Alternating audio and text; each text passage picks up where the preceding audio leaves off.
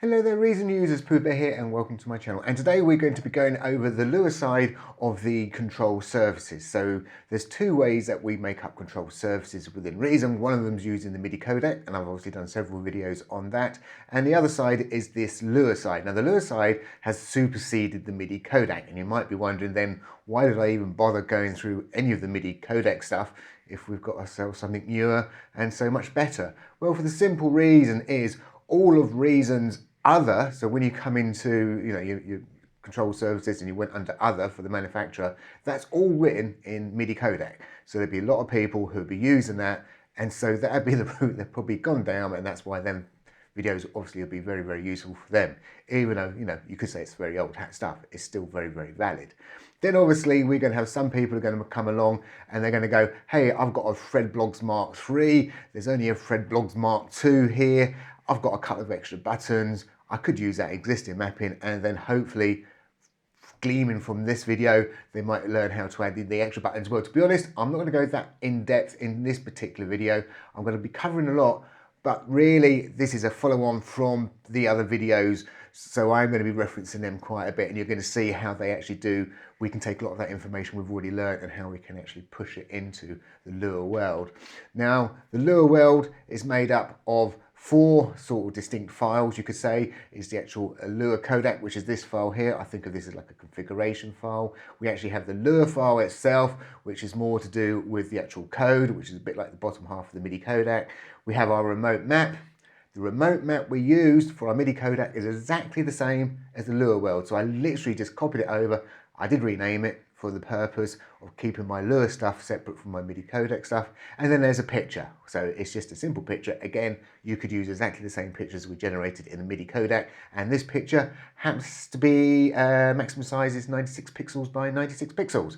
And that's that simple. And that would be this little picture here, which is appearing. It's that straightforward. Locations of these files, I will post up the full paths where you can actually sort of pull this stuff from, because obviously it varies on different OS versions and how you actually install Reason as well. But basically inside the remote, they all have a codec and they all have the maps. Inside the codec, that's split between, as you can see, this MIDI codec and the LUA files. So obviously in my MIDI codec, I created that PoohBear earlier. So again, in my LUA codecs, I created another subdirectory there called PoohBear, where I can put all my LUA files in and my test files and my pictures. And then we've got our maps, and again I decided to create a subdirectory. So your maps, they can be anywhere, but I just like to keep things organized so I know what's what. So even though, as I said, this particular remote map here happens to be exactly the same as my remote map here, so I just happen to copy it over and rename it just so I can keep them separate, and I can do separate things with them. So setting things up and copying things around is very, very, very, very straightforward indeed. As I say, I put the locations within the description so you can fully find out where these particular files live and where they go. As I say, I tend to put my LUA, my MIDI, my LUA codec, my LUA and my pictures together in one place, and then obviously under the maps, that's where you have your mappings. So let's start from the top, and this starts with the LUACodec file. This is really the first file you come to. So the double dashes are just comments. They've been said, look, they're just comments, because obviously we've done comments slightly differently when you get to doing the remote files and that. And the other big difference is within this file, compared, say, to some of the codec files, is when we're setting up our warnings and things like that. We could have separate lines, and it put this sort of text here on separate lines. If you want to do things separate within LUA, you have to use this like /n, and that's like a way of doing a carriage return, and another one there. So this line here, which we're going to have a look at in a minute, will be two lines behind this one in this side here. As I say, when you look through this, one of the nice things about when you write things in the like the LUA world, when you're saying manufacturer or something like that equals, the order doesn't tend to matter. We can actually mix up the order and it doesn't matter. So down here somewhere, I think I deliberately mixed up the order. Here we go. I didn't put the manufacturer next to the model. It doesn't matter because we're saying equals. In the codec world, so I will get this screen moved off in a second. I'm just leaving this up for other purposes. You'd see you've got a tab delimited. Things really have to be in the right order. But the big difference is over here, the spelling has to be absolutely perfect. Well, so we can make spelling mistakes within the tabs and it doesn't really break anything. It may give us issues further down the line, but it doesn't like break things, whereas over here things will just start falling over if you get things wrong. So in this particular case, this is just a dummy one. As you can see, I just said, yeah, another, not a real demo. And it happens to be what we're looking at here, over here. The big difference is I've got an import and I've got several outports. So these are all like MIDI outports, and you can layer them up. You may be thinking, well, why would you need so many ports? Actually, if you go, anyone who's got a Nectar, go look at that. You've got like three lots of outports. I think they've even got one for rewire or something. There's quite a few different ones, and they're using it for the mixer and other things. And obviously, we've got data which is coming into these, and then we've got data which we can pass back. And that's the whole point of LUA code as well, is we can actually pass data back to our controllers. So if they've got displays, we can actually update them and move the LED lights or do whatever we need to do. So that's the big difference between the two. But as I say, we can grab the information. Again, as you could see in this particular file, I've actually got 3 lots of manufacturers set up. So I'm setting up, as I say, my configuration files. So here's one here. So if I click on down, so under my PoohBear LUA, so this is sort of normal sort of stuff you should see. So there's my PoohBear, there's my PoohBear LUA. Then under here, obviously I've got a group test I'm messing around with. I've got my proper one, which is replicating what we've done exactly with the MIDI codecs with my little keyboard. And we'll actually have a little play around with that one really. So let's put it onto there. And here you go, here's the picture. So if we scroll up, so here is the model name, great, that matches that. Obviously that's the codec file we're going to go and read and we're going to have a look at next. It tells you that I need to have a MIDI in, so yeah, we've got a MIDI in. I'm telling it I don't have anything going out, but you can't exclude this line. You've got to have it there, but when people come to use it, they've got this option which says not selected, so fine. So we have to have a MIDI in, but we're not selected. But as I say, here's them 2 lines, and let's scroll up here, and here's these 2, like as I say, a /n/n to put them 2 lines in. As I say before, and I know I'm going to lose it when we come over into this sort of stuff and start looking at here. On here we could say like this setup info text, and then we can have another line saying setup info text, and we could keep typing, and then we can have another line setup info text. Here you don't, you have it all in one. And in fact I've taken these and I've put them to a variable, and then I'm taking that variable and assigning them to the equivalent of setup info text. You can see it even says virtually the same thing, isn't it? Setup info text. That's got dots in it. These have got underscores. Obviously, one big advantage of using a variable in this particular case is because I've got my test for my actual keyboard, and when I go down, I've got my group test stuff I'm doing, and when I go down, I've got this one, and I can just use that same text now. I don't have to change it. I can have the same text for all 3 without me having to go through. Something I noticed, there was something called a warning text. There's this setup warning text. Couldn't seem to get that to work. Obviously an action test, so I've seen that myself. Well, actually we can see it working on mine as well. What that's usually used for is you'd say, hey, I'm going to select this controller. I'm setting up this controller, and at the very last step it might pop up and say, hey, make sure you select preset 10 actually on your MIDI controller. I remember I think my Oxygen was something like that. You had to use preset 10, I think it was set for. But yeah, so that is really the main file, and it is important to get these in the right order. If you get things wrong, then things start to fail. So if I was to say, hey, let's put an S in here and save this file and start Reason up. So I've restarted Reason, click Add Manual. Under Manufacturer, you may notice obviously it doesn't say PoohBear LUA anymore. It's actually not there at all. But hang on a second, there's something magical that's actually appeared within Reason itself.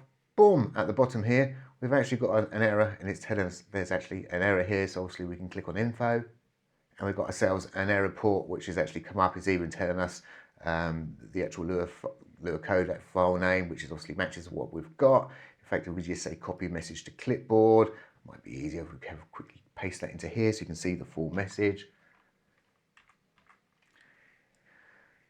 So yeah, it's telling us it's failed. It's telling us the actual file name. So to do a quick return on there. So that is the exact file name which we're working on. Great, there's the file name. It's even telling us a little bit more information. That is obviously talking about this here, remote support control surfaces. And surface 1, it's missing, manufacturer is missing because we call it manufacturers. So obviously that needs to be corrected back to manufacturer. Then obviously all I need to do is delete this little bit of data out, resave and restart reason, and that error will go away. This is the kind of error you get if you've got like the LUA file is missing. It'll tell you obviously it's trying to set it up again, which LUACodec file it's from, and obviously it's saying it's surface 2 because that is the second one down in my list. And yeah, it's saying this file here doesn't exist. So yep, so you get that error there. So if I quickly go down and correct it and go, oh yeah, here's my mistake, that's the mistake I've made. So now we should be able to control and save that and restart reason. So this time I've actually put an error actually inside the LUA file. So the LUA file itself can actually be found. And so once we say click on add manual, we can come in here, we can see the PoohBear LUA, which is no issues at all. And we can even click on here, find our actual controller, which we're after, which is this particular file here. Click on that. And you can still see we're still not getting any errors. So I'm going to quickly set the MIDI port up, then click OK. And now we get the error. So obviously you can then click on this and we get to see the full error. As you can see, obviously it's the file name, which we know about, and it's even telling you the string where there's some issues with the auto-define inputs, which we're looking at down here, and it's saying the name Tom is not defined because obviously the name Tom isn't defined. I called it Fred, so Tom should be called Fred. Hence, we got the error here. So in this example, this is where the remote map doesn't actually exist. So obviously you get this kind of error, and obviously you can't select any ports. If you find you already had something mapped and then the mapping was gone, you should end up with really that kind of red cross. With this particular error, if we go and have a look at it, it's an error actually inside the remote file I've deliberately done. It even tells me the line number, so I can come down and say, look, line number 12. It's even saying there's a map entry with an unknown control set. Well, I've called it Fred1. It should be called Fred. I've called it Fred1. So sure enough, that's why that particular thing has errored out. So we can quickly resolve that. But one of the key points is we can get a lot of information really from the control surfaces area here for all different kinds of errors. So it's always worth keeping an eye on. And keep an eye on that little button, as I say, it comes up info. So if things aren't actually already in here, you might see that info button. So now we've got all our context set up. So everything should be up and running, which is a nice tick in the box. There's not really much else to say about these. I say you really need to copy one from the other. You do need obviously certain information and certain other information like this setup warning info and that you do not need. Has a keyboard. Do you have a keyboard or not? Yes, it does need. So that's an optional thing. So you may not even see it. If it doesn't have it there at all, usually means it's just because it's a controller like the P1. But you don't have to say has keyboard equal false, which is, you think it might be a standard thing to do, but no, you don't have to. You can actually exclude all that bottom information out. So once we've got the that LUACodec file sort of running, the LUA file is the next thing. And as I've just at the very top, comments are made with a double dash, but we can also do what's called block comments, which you couldn't really do with MidiCodec sort of stuff. So block comments means that we can actually comment large bits of code out. Now, LUA code can be incredibly complex, and this is why LUA is so much better over MidiCodec. MidiCodec, great for doing all this basic stuff. We absolutely love it. But I mean, we're going to have a heart attack when we start to look at, say, one of the Nectar sort of LUA files. It just goes on and it goes on and it goes on and it goes on, and then you start to realize and appreciate and understand, oh, this is why the Nectars are so deeply integrated into Reason. They haven't just knocked up a quick MidiCodec file. They've really spent a lot of time. They've got a lot of programming going on in the background. What's going on with the mixers? What's going on here? They've got quantized stuff going on. You know, it's picking up all this stuff what we do in inside Reason, and obviously bringing it back. And you know, it's got to process it all. And it's here. It's absolutely brilliant at the fact that someone has obviously done this. I know we're not going to be learning this because that's a whole language in its own right, but this is something you can obviously go off and learn and go and do some things. So here is a basic file. We've got to have certain things have to be there. So again, you might want to copy one. This is obviously the smallest amount you're going to need to get things actually running. So this works perfectly okay with my little good old little Akai keyboard. We can call it back with a manufacturer model, which is quite handy, because don't forget, inside our LUACodec file, we could reference the same LUA file, and then in here I can say things like if model equals, and then the model name. I can then set up this, else I might set something else up.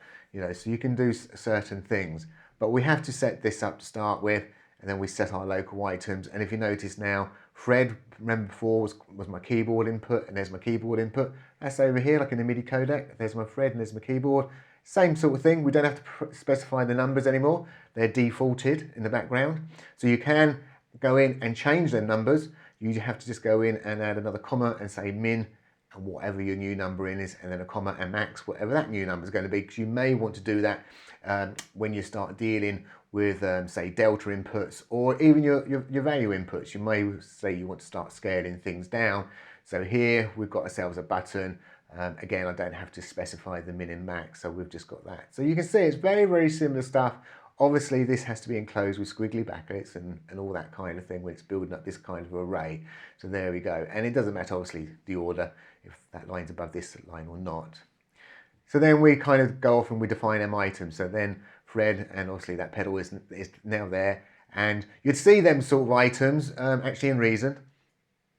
So if I was to quickly do an edit override, and obviously the service controller we're going to need would be my, well, it would be my the LUA version. I haven't got that set up at the moment, but you can see there's my Fred, there's my down the pedal. So that's how they'll actually come out within Reason. You'd sort of see them in Reason themselves fully.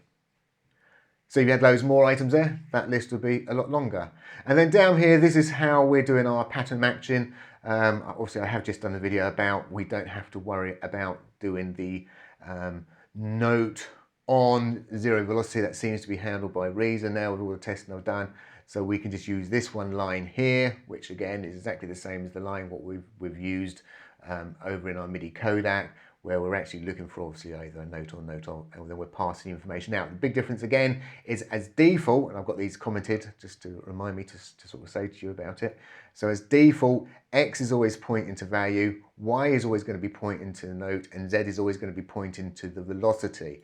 So a lot of other stuff, when we come down, I can just say pattern, name, whatever the control is going to be, and I don't have to specify this word value here. In fact, there's an example here without the word value. In this particular case, this was something I was playing around with, and this is also true for your MidiCodec stuff. Well, here we go. Let's just add this in here. It's not that relevant, but if you remember rightly, this is actually playing an instrument, and then I could hit this button here, and now this would stop the transport, move my markers, loop markers around, and all sorts of other things. Having this value equal 1 means I've actually now got to hold that button down, and I can do my transport stuff. When I let go, I can play it as a normal keyboard. So obviously when I'm playing and maybe I'm doing stuff, that's really handy having it this way. But then there's other cases I might say, actually, I might actually use this more as my transport sitting on top of, say, another keyboard. Then I'd want that as my proper toggle button. If I want that as my proper toggle button, I just remove that comma, value equals quote, 1 quote. That's all I have to do. So it'd just be like this line here. And yeah, I can just sort of toggle that on, and I'll have myself a keyboard just doing all my transport stuff. And as you can see, you know, it's that simple. As I say, these lines here at the bottom, they're not needed. They're just purely there just as a little reference for me. So I can even delete them out. So there you go. That's all we need to get this working. As I said, the actual remote file itself, this was bang on the same remote file, and all I've added in is the words LUA and LUA here, and that's it. It's everything else, I think you find, is set up exactly the same as what we set up before. I haven't even seen, I've even used the name Fred. I haven't even gone around to change that to the word keyboard. So you shouldn't use the word Fred, by the way, people. You should be using the word keyboard. I just demonstrated previously, because if not, you end up saying keyboard, and or button and things like that. And when I sort of see tutorials like that, you think, God, do I really have to do that? Or no, you don't have to call it that. You could call it something else, but calling it a keyboard will make sense when you start looking at other things. And they really are 3 files, you know. That's this is as much as I'm going to really take this kind of tutorial on the Lua side. As I say, we could go into so much more detail because of the actual physical coding of Lua, but you really need to obviously go and watch some videos about that because it is quite an in-depth language. I think it's it's not a language I know personally. I've got to go and watch a few more videos, and oh, here's a little snippet for you. There is a reason why I'm doing these videos. I've got something special coming, and I thought, well, I needed to swat up. That's an English term for learning quite deeply of some of this stuff because I know I'm going to be applying it soon and hopefully have something special to show you lot. But as I say, there's so much in here. I've never really done Lua coding, but I know I can come in here and I can read a lot of what's going on, and I understand a lot of what's going on. Writing something's a little bit different because obviously things can be a little bit case sensitive, and I don't know even how case sensitive Lua is. I've got a feeling it's going to be quite case sensitive just by looking through at some of this sort of stuff. But yeah, so Lua is worth probably having a look at, especially if you want to do something a little bit extra. I do remember when I had that randomizer patch thing. That was done by Lua code, so we're sending the signal in, and the Lua was actually picking it up and randomizing the number for us. So I had an LFO which was doing it, but that was a big overhead on the DSP within reason. So I actually said, no, let's send it out and let Lua do all the randomization and then push that back into reason. And obviously it kept that DSP really low. Just made things a little bit more complicated, but there we go. Fun is complicated sometimes. Right, really am waffling. I hope this was enough information to get most people going to look at the Lua code, especially as I said, you've got a controller and you want to look at another one and you want to add a couple of extra buttons. It is going to be a case of you probably won't have to touch that first half, make a copy of things. This would be the file where you're going to actually come in and say, hey, I'm going to make a name of my new button 1. What is it? Is it going to be an input type equals button, or it's going to be an input type equals, there would be a value, or we've got keyboard, and the other one is delta. And then you can obviously start using that stuff down here and start building your patterns up. If you don't know about the patterns, obviously I've spoken about these in previous videos. You can use things like Midi-OX and that, where you can actually look at your patterns and see what's really going on. It's CC numbers always tend to start with a B. The question mark happens to be things like the MIDI channel. And, so in here I could sort of say, oh, I could do other things as well.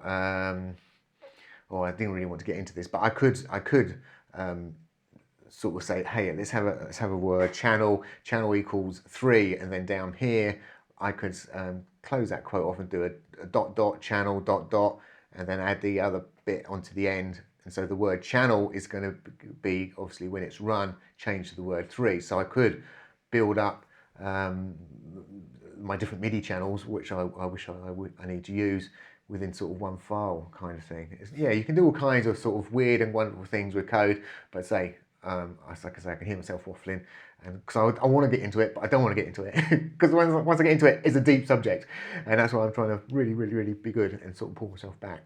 Anyway, thank you for listening to this bit of waffle. I promise you the next videos I'm starting to do will be a little bit more back to normal, but as I said, I just want to do this because I've got something special coming up. So hey, thank you for watching. Bye for now.